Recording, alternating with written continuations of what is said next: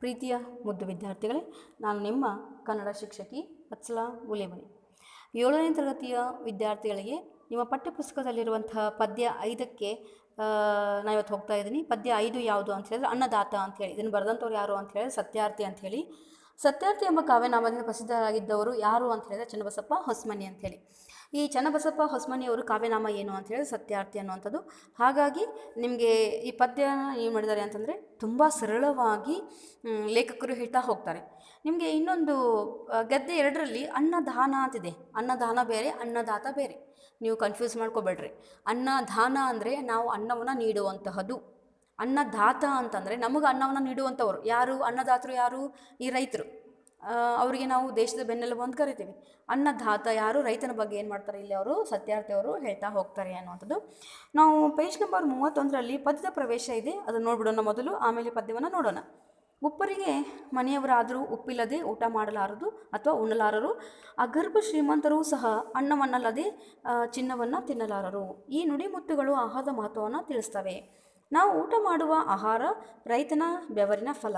ಈತ ಭೂಮಿಯನ್ನು ಹಸನು ಮಾಡಿ ಬೀಜವನ್ನು ಬಿತ್ತಿ ಗೊಬ್ಬರ ಹಾಕಿ ನೀರು ಉಣಿಸಿ ಹಾರೈಕೆ ಮಾಡಿ ಆಹಾರವನ್ನು ನಾಡಿಗೆ ಹಂಚ್ತಾನೆ. ಹೀಗಾಗಿ ರೈತನನ್ನು ನಮ್ಮ ದೇಶದ ಬೆನ್ನೆಲುಬು ಎಂದು ಕರೆಯುತ್ತೇವೆ. ರೈತ ಕಷ್ಟಪಟ್ಟು ದುಡಿದು ನಾಡಿನ ಜನರ ಹಸಿವನ್ನು ಏನು ಮಾಡ್ತಾನೆ? ನೀಗ್ತಾನೆ. ಅಂತಹ ರೈತನ ದುಡಿಮೆಯನ್ನು ಅನೇಕ ಕವಿಗಳು ಕೊಂಡಾಡಿದ್ದಾರೆ, ಹಾಡು ಕಟ್ಟಿ ನಮನ ಸಲ್ಲಿಸಿದ್ದಾರೆ. ಅಂತಹ ರೈತನನ್ನು ನೇಗಿಲ ಯೋಗಿ, ಅನ್ನದಾತ ಎಂದು ಕರೆಯಲಾಗಿದೆ. ನೋಡ್ರಿ, ಪದ್ಯಕ್ಕೆ ಹೋಗಿನ ಮೊದಲು ಏನು ಮಾಡ್ತಾರೆ ಅಂತ ಹೇಳಿದ್ರೆ ಅನ್ನದ ಬಗ್ಗೆ ಮತ್ತು ರೈತನ ಬಗ್ಗೆ ಕವಿಗಳು ಹೇಳ್ತಾ ಹೋಗ್ತಾರೆ. ಏನು ಹೇಳಿದ್ದಾರೆ ಅಂದರೆ, ಉಪ್ಪರಿಗೆ ಮನೆಯವರಾದರೂ ಉಪ್ಪಿಲ್ಲದೆ ಊಟ ಮಾಡೋಕ್ಕಾಗೋದಿಲ್ಲ. ಉಪ್ಪರಿಗೆ ಅಂತಂದ್ರೇನು? ಫ್ಲೋರ್ ಕಟ್ಸೋದು, ಫಸ್ಟ್ ಫ್ಲೋರ್ ಸೆಕೆಂಡ್ ಫ್ಲೋರ್ ಅಂತ ಕಟ್ಸಿರ್ತಾರೆ. ಅಂತ ಉಪ್ಪರಿಗೆ ಮನೆಯಾದರೂ ಕೂಡ ಉಪ್ಪಿಲ್ಲದೆ ಊಟ ಮಾಡೋಕ್ಕಾಗೋದಿಲ್ಲ ನಮ್ಮ ಕೈಲೇ. ನಾವು ಊಟ ಸ್ವಲ್ಪ ಏನಾದರೂ ಉಪ್ಪು ಕಡಿಮೆ ಆಗಿತ್ತಂದ್ರೆ ನಾವು ಏನು ಮಾಡ್ತೀವಿ? ಅಪ್ಪ ಅಮ್ಮನಿಗೆ ಏನಿದೆ ಉಪ್ಪು ಕಡಿಮೆ ಹಾಕಿರಲ್ಲ ನೀವು ಅಂಥೇಳಿ ನಾವು ಅವರಿಗೆ ಸರಿಸಿರ್ತೀವಿ ತಾಟನ್ನು, ಹೌದಾ? ಅಥವಾ ಪ್ಲೇಟನ್ನು ಸರಿಸಿರ್ತೀವಿ. ಉಪ್ಪರಿಗೆ ಮನೆಯವರಾದರೂ ಕೂಡ ಉಪ್ಪಿಲ್ಲದೆ ಊಟ ಮಾಡೋಕ್ಕಾಗೋದಿಲ್ಲ. ಅಗರ್ವ ಶ್ರೀಮಂತರೂ ಸಹ ಅನ್ನವನ್ನಲ್ಲದೆ ಚಿನ್ನವನ್ನು ತಿನ್ನೋಕ್ಕಾಗುತ್ತಲ್ಲ? ನಾವು ಎಷ್ಟೇ ಗಳಿಸಿದ್ರೂ ಕೂಡ ಚಿನ್ನ ಊಟ ಮಾಡ್ತೀರೇನು ಯಾರಾದರೂ? ಇಲ್ಲ, ಅನ್ನವನ್ನು ತಿನ್ನಬೇಕು. ಈ ನುಡಿಮುತ್ತುಗಳು ಆಹಾರದ ಮಹತ್ವವನ್ನು ತಿಳಿಸ್ಕೊಡ್ತಾವೆ. ಹಾಗೆ ನಾವು ಊಟ ಮಾಡುವ ಆಹಾರ ರೈತನ ಬೆವರಿನ ಫಲ ಅದು ಅನ್ನುವಂಥದ್ದು. ಆತ ಭೂಮಿಯನ್ನು ಹಸನು ಮಾಡ್ತಾನೆ, ಬೀಜವನ್ನು ಬಿತ್ತಾನೆ, ಗೊಬ್ಬರ ಹಾಕ್ತಾನೆ, ನೀರು ಹಾಕ್ತಾನೆ. ಒಟ್ಟಿನಲ್ಲಿ ಏನು ಮಾಡ್ತಾನೆ? ಬೆಳೆಗಳನ್ನು ಆರೈಕೆ ಮಾಡಿ ಆಹಾರವನ್ನು ನಾಡಿಗೆ ಏನು ಮಾಡ್ತಾನೆ? ಹಂಚ್ತಾನೆ. ಹೀಗಾಗಿ ರೈತನನ್ನು ನಮ್ಮ ದೇಶದ ಬೆನ್ನೆಲುಬು ಅಂತ ಕರಿತೀವಿ. ರೈತ ಕಷ್ಟಪಟ್ಟು ದುಡಿದು ನಾಡಿನ ಜನರ ಹಸಿವನ್ನು ಏನು ಮಾಡ್ತಾನೆ? ನೀಗ್ತಾನೆ ಅಥವಾ ಹಸಿವನ್ನು ಹೋಗಲಾಡಿಸ್ತಾನೆ. ಅಂತಹ ರೈತನ ದುಡಿಮೆಯನ್ನು ಅನೇಕ ಕವಿಗಳು ಏನು ಮಾಡಿದ್ದಾರೆ? ಕೊಂಡಾಡಿದ್ದಾರೆ. ರೈತನ ಹಲವಾರು ಕವಿಗಳು ಏನು ಮಾಡ್ತಾರೆ? ಹೊಗಳಿದ್ದಾರೆ ಅನ್ನುವಂಥದ್ದು. ಹಾಡು ಕಟ್ಟಿ ನಮನ ಸಲ್ಲಿಸಿದ್ದಾರೆ. ಅಂತಹ ರೈತನನ್ನು ನೇಗಿಲ ಯೋಗಿ, ಅನ್ನದಾತ ಎಂದು ಕರೆಯಲಾಗಿದೆ ಅಂಥೇಳಿ ಕವಿ ಏನು ಮಾಡ್ತಾರೆ? ಪದ್ಯದ ಪ್ರವೇಶದಲ್ಲಿ ಹೇಳ್ತಾರೆ. ರೈತನ ಬಗ್ಗೆ ಅಥವಾ ಅನ್ನದ ಬಗ್ಗೆ ಹೇಳ್ತಾ ಹೋಗ್ತಾರೆ. ಇನ್ನು ಪದ್ಯ ನೋಡ್ರಿ ವಿದ್ಯಾರ್ಥಿಗಳೇ, ಮೊದಲನೇ ಪ್ಯಾರಾಗ್ರಾಫ್ ಪದ್ಯ. ಇವನೇ ನೋಡು ಅನ್ನದಾತ, ಹೊಲದಿ ದುಡಿದೇ ದುಡಿಯುವನು, ನಾಡ ಜನರು ಬದುಕಲೆಂದು ದವಸ ಧಾನ್ಯ ಬೆಳೆಯುವನು. ನೋಡ್ರಿ, ಒಂದು ಪಿಕ್ಚರ್ ಕೊಟ್ಟಿದ್ದಾರೆ. ಏನು ಮಾಡ್ತಾ ಇದ್ದಾನೆ ರೈತ? ಹೊಲವನ್ನು ಉಳ್ತಾ ಇದ್ದಾನೆ ಅಥವಾ ಹೊಲವನ್ನು ಸ್ವಚ್ಛ ಮಾಡ್ತಾ ಇದ್ದಾನೆ. ಏನಂತಂದರೆ ಇವನೇ ನೋಡು ರೈತ, ಇವನೇ ನೋಡು ಅನ್ನದಾತ. ನಮಗೆ ಅನ್ನವನ್ನು ಕೊಡ್ತಕ್ಕಂಥವ್ರು ಯಾರು? ಇವನೇ ನೋಡು. ಹೊಲದೇ ದುಡಿದೇ ದುಡಿವನು. ಹೊಲದಲ್ಲಿ ಏನು ಮಾಡ್ತಾನ? ದುಡಿದೇ ದುಡಿತಿರ್ತಾನವ. ನಾಡ ಜನರು ಬದುಕಲೆಂದು ದವಸ ಧಾನ್ಯ ಬೆಳಿತಾನ. ನಾಡಿನ ಜನ ಎಲ್ಲರೂ ಏನು ಮಾಡಲಿ? ಎಲ್ಲರೂ ಬದುಕಲಿ ಅಂತ ಹೇಳಿ ಏನು ಮಾಡ್ತಾನ? ದವಸ ಧಾನ್ಯಗಳನ್ನು ಬೆಳಿತಾನೆ ಇರ್ತಾನವ. ನಾಡಿಗೆಲ್ಲರಿಗೂ ಊಟ ಕೊಡಬೇಕಲ್ಲ, ಯಾರು? ರೈತ. ಹಾಗಾಗಿ ಬೆಳಿಗ್ಗೆ ಒಂದು 4:30 ಅಥವಾ 5 ಗಂಟೆಗೆ ಹಿಂಗೆ ಹೊಲಕ್ಕೆ ಹೋದ ಅಂತಂದರೆ ಅವನು ಬರೋದು ಯಾವಾಗ? ರಾತ್ರಿ 6 ಗಂಟೆ 7 ಗಂಟೆಗೆ ಊರಿಗೆ ಬರ್ತಾನೆ. ತನ್ನ ಇಡೀ ಆಯುಷ್ಯನ, ಜೀವಮಾನವನ್ನು ರೈತ ಏನು ಮಾಡ್ತಾನೆ? ಹೊಲದಲ್ಲಿ ಕಳೆದು ಬಿಡ್ತಾನೆ. ಏನು? ಎತ್ತು, ಹೊಲ, ಬೆಳೆ, ಬೀಜ, ಗೊಬ್ಬರ ಅಂದ್ಕೊಂಡು ಹೊಲದಲ್ಲೇ ತನ್ನ ಜೀವಮಾನವನ್ನು ಕಳೆದು ಬಿಡ್ತಾನೆ. ಅಂತಹ ರೈತ ಏನು ಮಾಡ್ತಾನೆ? ನಾಡಿಗೆಲ್ಲ ಅನ್ನವನ್ನು ಹಾಕ್ತಾನೆ ಅನ್ನೋದನ್ನು ಮೊದಲನೇ ಪ್ಯಾರಾಗ್ರಾಫಲ್ಲಿ ಈ ಚನ್ನಬಸಪ್ಪ ಹೊಸಮನಿಯವರು ಹೇಳ್ತಾರೆ ಅಂಥೇಳಿ. ಇನ್ನು 2ನೇ ಪ್ಯಾರಾಗ್ರಾಫಲ್ಲಿ ಏನು ಹೇಳ್ತಾರೆ ಲೇಖಕರು ನೋಡ್ರಿ. ಮಳೆಯ ಗುಡುಗು, ಚಳಿಯ ನಡಗು, ಬಿಸಿಲ ಬೇಗೆ ಸಹಿಸುತ್ತಾ, ಬೆವರು ಸುರಿಸಿ ಕಷ್ಟ ಸಹಿಸಿ ಒಂದೇ ಸಮನೆ ದುಡಿಯುತ್ತಾ. ನೋಡು, ಮಳೆಯ ಗುಡುಗು ಚಳಿಯ ನಡುಗು. ಮಳೆ ಬರ್ತಾ ಇರುತ್ತೆ, ಗುಡುಗು ಸಿಡಿಲು ಹೊಡಿತಾ ಇರ್ತಾವೆ, ಚಳಿ ಇರುತ್ತೆ, ಆದರೂ ಕೂಡ ಬಿಸಿಲ ಬೇಗೆಯನ್ನು ಸಹಿಸ್ತಾನೆ. ಮಳೆಯನ್ನು ತಡ್ಕೋತಾನೆ, ಚಳಿಯನ್ನು ತಡ್ಕೋತಾನೆ, ಬಿಸಿಲನ್ನು ತಡ್ಕೋತಾನೆ, ಬೆವರನ್ನು ಸುರಿಸಿ ಕಷ್ಟವನ್ನು ಸಹಿಸ್ಕೊಂಡು ಒಂದೇ ಸಮನೆ ದುಡಿತಕ್ಕಂಥವ್ರು ಯಾರು ಅಂತ ಹೇಳಿದ್ರೆ ರೈತ. ನೋಡ್ರಿ, ಈಗ ಒಬ್ಬ IPS ಅಥವಾ KPS IAS ಅಧಿಕಾರಿಗಳು ಏನು ಮಾಡ್ತಾರೆ ಅಂತಂದರೆ, ಆರಾಮಾಗಿ AC ರೂಮ್ನಲ್ಲಿ ಕಾಲ ಮೇಲೆ ಕಾಲು ಹಾಕ್ಕೊಂಡು ಆರಾಮಾಗಿ ಕೂತಿರ್ತಾರೆ. ಅವ್ರಿಗೆ ಲಕ್ಷಾನುಗಟ್ಲೆ ಸ್ಯಾಲ್ರಿ, ಲಕ್ಷಾನುಗಟ್ಲೆ ಇದು ಬರ್ತಾ ಇರ್ತಾ, ತಿಂಗಳಿಗೆ ವೇತನ ಬರ್ತಾ ಇರ್ತಾ ಅವ್ರಿಗೆ. ಆದರೆ ಈ ರೈತ ಏನು ಮಾಡಬೇಕು ಅಂದರೆ, ಕಷ್ಟಪಟ್ಟು ಚಳಿ ಮಳೆ ಬಿಸಿಲು ಅನ್ಲಾರ್ದೆ ಹೊಲದಲ್ಲಿ ದುಡಿದ್ರೆ ಮಾತ್ರ ಅವನಿಗೆ ಊಟ ಸಿಗ್ತಾ ಇರುತ್ತೆ. ನಮಗೆಲ್ಲರಿಗೂ ಆಹಾರದ ದವಸ ಧಾನ್ಯಗಳನ್ನ ಕೊಡಬೇಕಲ್ಲ.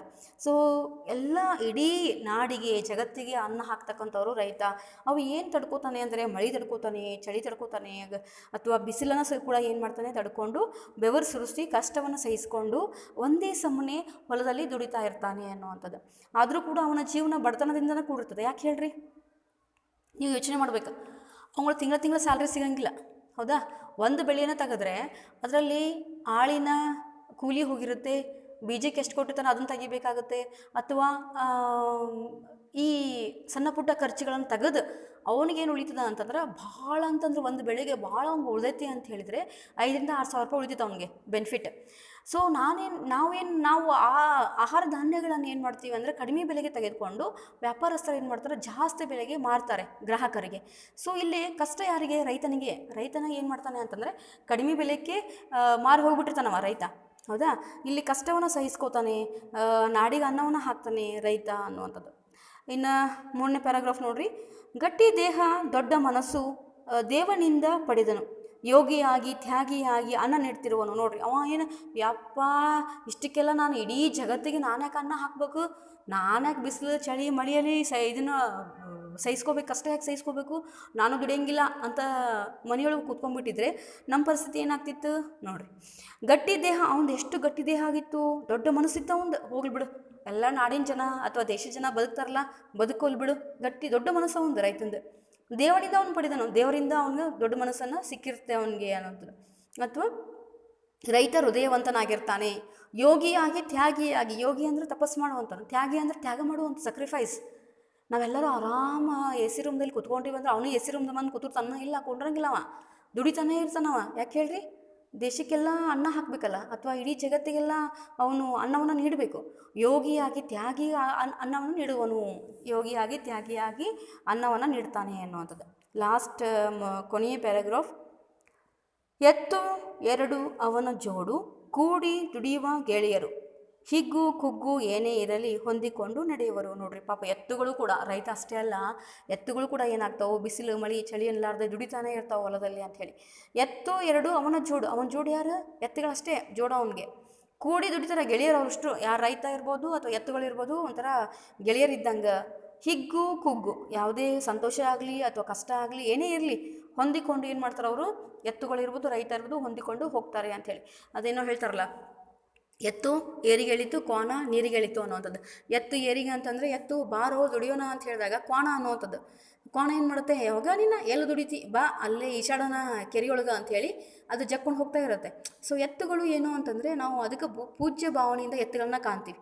ಆಕಳಿರ್ಬೋದು, ಎತ್ತುಗಳಿರ್ಬೋದು, ಬಹಳ ಪೂಜ್ಯ ಭಾವನೆಯಿಂದ ಕಾಣ್ತೀವಿ. ಯಾಕಂದರೆ ಅವು ರೈತನೊಂದಿಗೆ ಕೂಡಿಕೊಂಡು ಇಡೀ ಜಗತ್ತಿಗೆ ಅನ್ನವನ್ನು ನೀಡ್ತಾವೋ ಅನ್ನುವಂಥದ್ದು. ಇಷ್ಟು ಕವಿ ಏನು ಮಾಡ್ತಾರೆ, ಅನ್ನದಾತನ ಬಗ್ಗೆ, ರೈತನ ಬಗ್ಗೆ ಏನು ಮಾಡ್ತಾರೆ, ಪದ್ಯವನ್ನು ಬರೆದಿದ್ದಾರೆ ಅನ್ನುವಂಥದ್ದು ಹೇಳ್ತಾರೆ. ಅಥವಾ ಪದ್ಯದಲ್ಲಿ ಇಷ್ಟು ಸಾರಾಂಶ ಇದೆ. ನೀವೇನು ಮಾಡಬೇಕು ಅಂತ ಹೇಳಿದರೆ, ಈ ಪದ್ಯವನ್ನು ಸರಿಯಾಗಿ ಓದ್ಕೊಂಡು ಇದಕ್ಕೆ ಸಂಬಂಧಪಟ್ಟಂತಹ ಪ್ರಶ್ನೆ ಉತ್ತರಗಳು ತುಂಬ ಸರಳವಾಗಿದ್ದಾವೆ. ಅದನ್ನು ಪ್ರಶ್ನೆ ಉತ್ತರಗಳನ್ನು ನಿಮ್ಮ ನೋಟ್ಸ್ನಲ್ಲಿ ಬರೀರಿ ಅಂತ ಹೇಳ್ತಾ ನನ್ನ ತರಗತಿಯನ್ನು ಇಲ್ಲಿ ಮುಗಿಸ್ತಾ ಇದ್ದೀನಿ. ಧನ್ಯವಾದಗಳು.